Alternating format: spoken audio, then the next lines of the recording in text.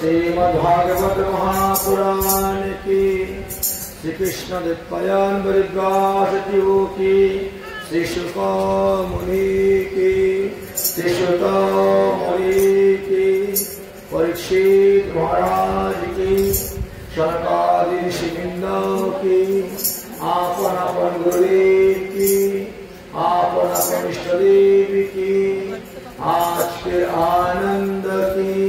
जय जय श्री राधेश्याम, जय जय श्री राधेश्याम, जय जय श्री राधेश्याम।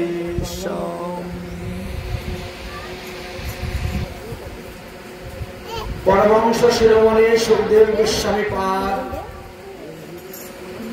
आसन्न मृत्युग्रस्त महाराज परीक्षितेर सभाते गিয়ে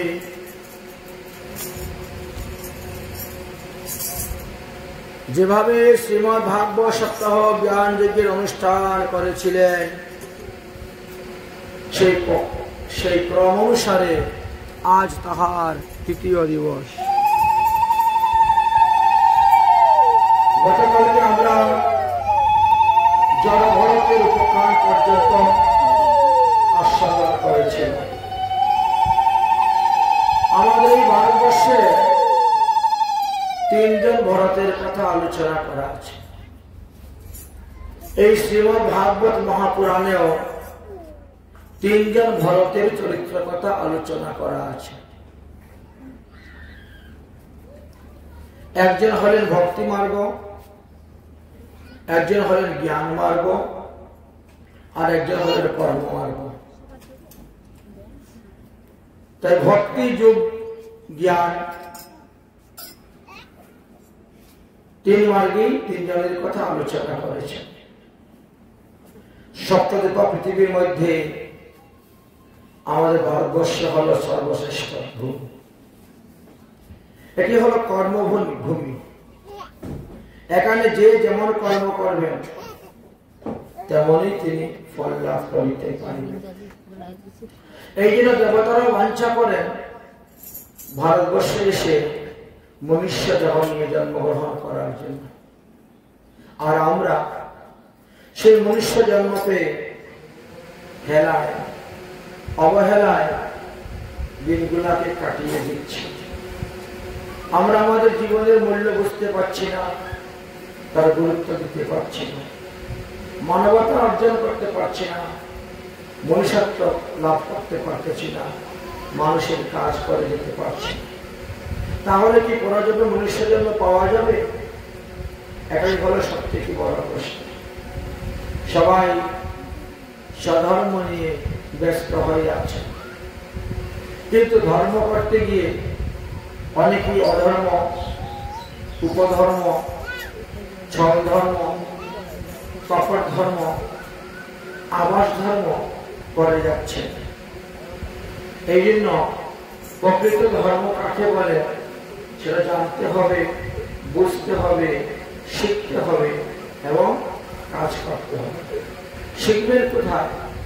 ঠেকবেন যেটায় সেখানে তো শিখবেন। এই জন্য মহাজনগণ আমাদেরকে বলছেন ভাগবত পড় গিয়া বৈষ্ণবের স্থানে। সাধুগুরু বৈষ্ণবের চরণাশ্রয় করে তাদের নিকটে আত্মতত্ত্ব, ব্রহ্মতত্ত্ব, কৃষ্ণতত্ত্ব, ভক্তিতত্ত্ব, ভক্ততত্ত্ব, ভাগবতত্ত্ব ইত্যাদি জানা প্রয়োজন, শেখা প্রয়োজন, বোঝার প্রয়োজন আছে। তাই ভক্তিবর্জ্যে অগ্রসর করতে গেলে আমাদেরকে তাই করতে হবে। গতকালকে আমরা জড়ভরত রাজা রঘুগণের উপকারের কথা শ্রবণ করেছিলাম। রাজা রঘুগণ জড়ভরতের নিকটে 6 মাস হরিভক্তি শ্রবণ করার পর তিনার হৃদয়ের মধ্যে হরিভক্তি উদয় হল এবং তিনি আর কপিল ভগবানের কাছে দীক্ষা নেওয়ার জন্য গেলেন না। তিনি জড়ভরতের কাছ থেকে দীক্ষা নিলেন, সংসার বন্ধন থেকে মুক্ত লাভ করিলেন এবং শ্রীধাম বৃন্দাবনে আদি তীর্থের দিকে রওনা হয়ে গেলেন।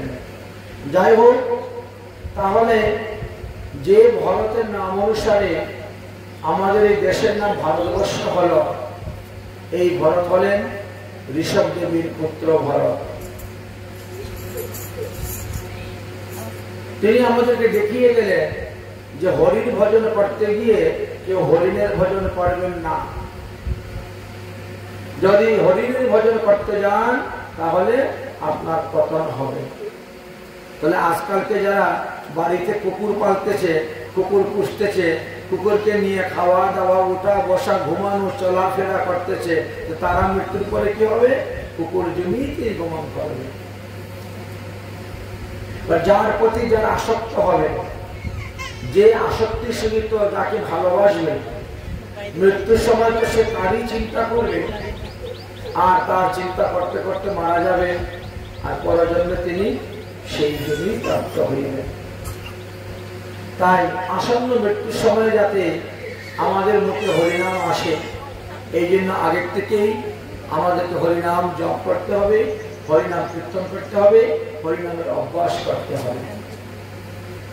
উদাহরণস্বরূপ বলা যায় যে একটা গরুকে যদি আপনি মাঠে ছেড়ে দেন, দেখবেন মাঠে সারাদিন ঘুরে ঘুরে গরু তৃণভোজন করবে, কিন্তু সন্ধ্যার সময় যখন আপনি ওকে গোয়াল ঘরে এনে বাঁধবেন, তখন সে কি করবে? সারা রাত্রি জাবর কাটবে। সারাদিন যেগুলা খেলো, এবার সারা রাত্রি সেগুলা জাবর কাটা শুরু করে দিল।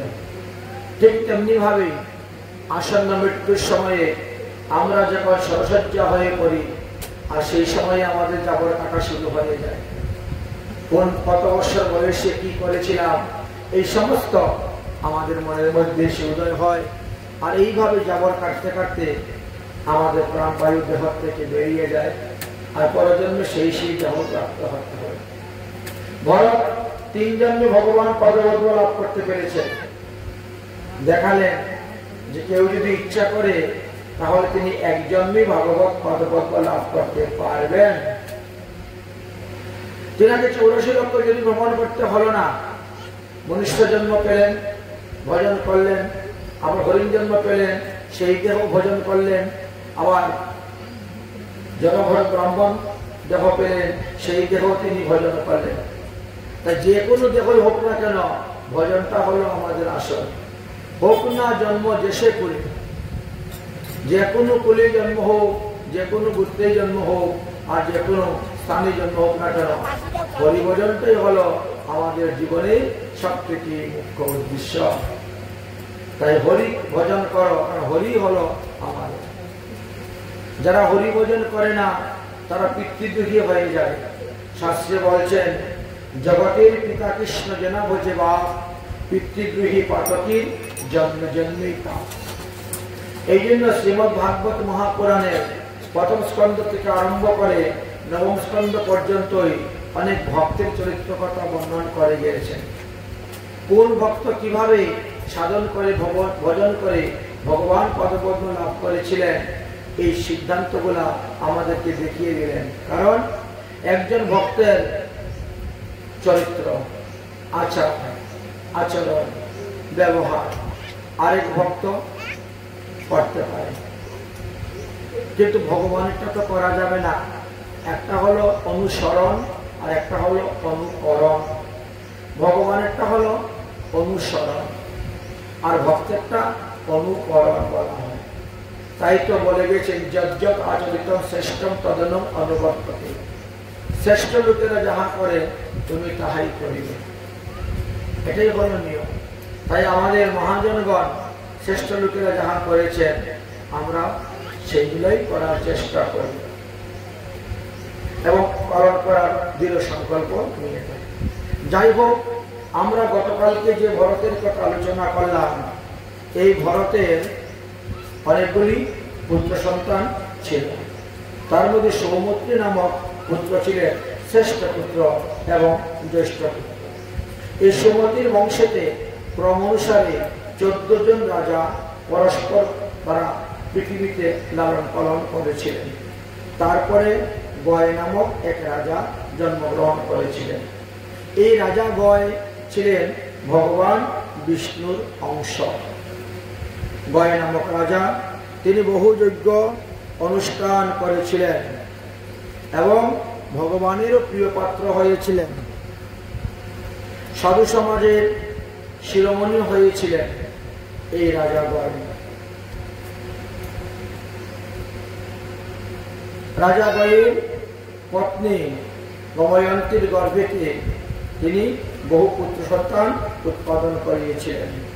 গয়ের বংশে অনেক রাজাগণ, আরো 11 জন রাজা রাজত্ব করেছিলেন এই পৃথিবীতে। তো আমাদের এই পৃথিবীটা হলো সপ্তদ্বীপা পৃথিবী। একে 60টি দ্বীপেতে ভাগ করা হয়েছে। কেন ভাগ করা হয়েছে? বলে প্রিয়ব্রত তিনি তিনার এক একটি পুত্রকে এক একটা দ্বীপের রাজা করে দিয়েছিলেন। এই জন্য তিনি 7 দ্বীপের উপরে এই 7 পুত্রকে দায়িত্ব দিয়েছিলেন। তাই সপ্তদ্বীপা পৃথিবী বলা হয়ে থাকে। আচ্ছা, সপ্তদ্বীপা পৃথিবীর মধ্যে আবার এক একটা দ্বীপকে বহু বর্ষেতে ভাগ করা হয়েছে। আসুন, আমরা বর্তমানে যে দ্বীপের মধ্যে আছি তার নাম হলো জম্বুদ্বীপ। এই দ্বীপের বিস্তার হলো 1 লক্ষ যোজন। ইহা পদ্মকুল সদৃশ্য গোলাকার। জম্বুদ্বীপকে বেষ্টন করিয়ে চতুর্দিকে লবণ সমুদ্র আছে। এই জম্বুদ্বীপে একটি বিশাল জম্বু বৃক্ষ ছিল, আর এই দ্বীপকে তিনি 9 ভাগে ভাগ করেছিলেন। পরে 9 পুত্রকে 9 দেশে রাজা করে দিয়েছিলেন। জম্বুদ্বীপের মধ্যে 9টি বর্ষ আছে। শুধু খালি আমরা একটা ভারতবর্ষের নামই জানি। এরকম 9খানা বর্ষ আছে। কি কি? বলে ইলাবৃত বর্ষ, ভদ্রাস্য বর্ষ, হবি বর্ষ, কেতুমাল বর্ষ, রম্যক বর্ষ, হিরণ্যক বর্ষ, উত্তর কুরুবংশ, আর কিংপুরুষ বর্ষ, আর সবার শেষে ভারতবর্ষ। প্রতিটা বর্ষেতেই লোক আছেন, তারা বাস করতেছে, তারাও সাধন ভোজন করে যাচ্ছে। যেমন মনে করেন ইলাবৃত বর্ষ। ইলাবৃত বর্ষতে সর্বদা মহাদেব এবং পার্বতীর বিশেষ রূপে পূজা হয়ে থাকে। সেই বর্ষতে এমন একটা বন আছে যে বন পার্বতীর অভিশপ্ত বন। যদি কোনো পুরুষ ওই বনেতে প্রবেশ করে তৎক্ষণাৎ তিনি নারীত্ব প্রাপ্তি হয়ে যাবেন। পুরুষ সাধন ভোজন লাগবে না, ওই বনে প্রবেশ করা মাত্রই পুরুষ থেকে সে নারী হয়ে যাবে। এটা পার্বতীর অভিশপ্ত বন। সেইখানে এই ইলাবৃত বর্ষের লোকেরা ওই বনে যেতে সাবধান, এত সহজে তারা যায় না। মহাদেবের পূজা ছাড়াও ওই স্থানের লোকেরা বাসুদেব, প্রদ্যুম্ন, অনিরুদ্র, শঙ্কর্ষণ এই 4 জনেরও পূজা এবং স্তুতি করিয়া থাকেন। এবার আসলো ভদ্রাস্য বর্ষ। ভগবান বাসুদেব হয়গ্রীব নামে বিগ্রহরূপে তিনি সেখানে পূজিত হন। হবিবর্ষতে লোকেরা সব ভগবান নৃসিংহদেবের পূজা করিয়া থাকেন। কেতুমাল বর্ষেতে ভগবান কামদেবের পূজা করে থাকেন লোক। রম্যক বর্ষতে ভগবানের মৎস্য অবতারের পূজা করে থাকেন লোক। হিরণ্য বর্ষতে ভগবানের পূর্ব অবতারের ভজন করিয়া থাকেন। কুরুজাঙ্গল, উত্তর কুরুজাঙ্গলে ভগবান বরাহদেবের পূজা লোকে করে থাকেন। আর কিংপুরুষ বর্ষতে হনুমানের পূজা হয়। হনুমানজি আছেন, আর তিনি রাম লক্ষ্মণ সীতা দেবীরও পূজা করিয়া থাকেন। এবার আসলো আমাদের ভারতবর্ষের কথা। আমাদের ভারতবর্ষে সবথেকে বেশি পূজা হয়ে থাকে বিষ্ণু পূজা, শালগ্রাম শিলা পূজা। যে কোনো উৎসব অনুষ্ঠানে বিষ্ণু অর্থাৎ শালগ্রাম শিলা আনা হবে, পূজা হবে, তুলসীপত্র আদি অর্পণ করা হবে। তো এই হলো জম্বুদ্বীপের মধ্যে যে 9টা বর্ষ ছিল, সেই বর্ষের মধ্যে বর্ণন করলেন। তার মধ্যে ভারতবর্ষ শ্রেষ্ঠ। ভারতবর্ষে যত তীর্থ আছে আর কোথায় তত তীর্থ নেই। ভারতবর্ষে ভগবান সর্বদেশে অবতীর্ণ হয়েছেন, মুনি ঋষিগণ অবতীর্ণ হয়েছেন। এটা আর্যাবর্ত দেশ বলা হয়। আর কোনো দেশে ভগবান গিয়ে অবতীর্ণ হন নাই। এই জন্য বিশ্ব ব্রহ্মাণ্ডের মধ্যে আমাদের ভারতবর্ষটাই শ্রেষ্ঠ। এবার বললেন পক্ষদ্বীপ। দ্বিতীয়টা হলো পক্ষদ্বীপ। প্রিয়ব্রতের পুত্র ইন্দ্রজিভ তিনি এই দেশের রাজা ছিলেন এবং রাজত্ব করেছিলেন। ওই দেশের লোকেরা সব সূর্যদেবের উপাসনা করে থাকেন। ওই দ্বীপে একটি বিশাল পল্কবৃক্ষ আছে। ওই দ্বীপের চতুর্দিকে ইক্ষু সমুদ্র বিরাজ করিতেছে। ওই দ্বীপটাকে তিনি 7 ভাগে ভাগ করে তিনি 7 পুত্রকে 7 দেশের রাজা করে দিয়েছিলেন এবং তারা রাজত্ব করছে। এখন এই পলক্ষদ্বীপটা যতটুকু বড় তার থেকে দ্বিগুণ বড় হলো শালমলী দ্বীপ। আর ওই দ্বীপের চতুর্দিকে সুরা সমুদ্র বেষ্টন করিয়া আছেন। ওই দ্বীপে একটি বিশাল শালমলী বৃক্ষ আছে। ওই দ্বীপের অধিপতি হলেন প্রিয়ব্রতের পুত্র যজ্ঞবাহু। ওই দ্বীপের আরোহ 7টি ভাগে বিভক্ত করে তিনি 7 পুত্রকে সেখানকার রাজা করে দিয়েছিলেন। শালমলী দ্বীপ হইতে আরো দ্বিগুণ বড় হলো কুলদ্বীপ এবং ওই দ্বীপকে বেষ্টন করিয়া চতুর্দিকে ঘৃত সমুদ্র আছে।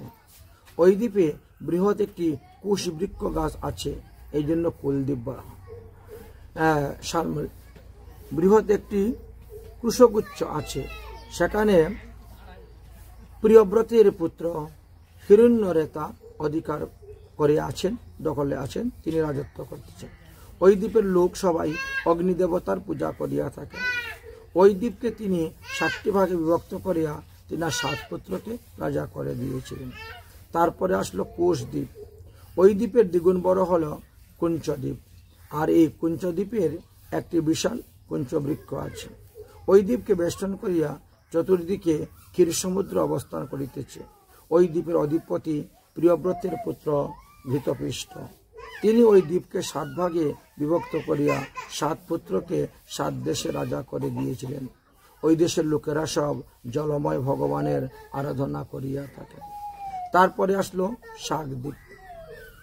শাকদ্বীপ ইহাও কিন্তু কুশদ্বীপ হইতে আরো দ্বিগুণ পরিমাণে বড়।